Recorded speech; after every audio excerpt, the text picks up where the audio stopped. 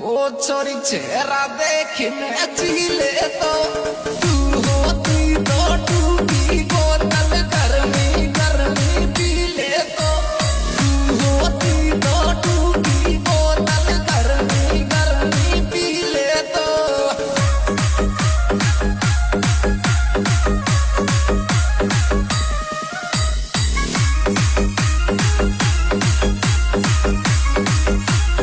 ओ छोरी चेहरा देखने चिले तो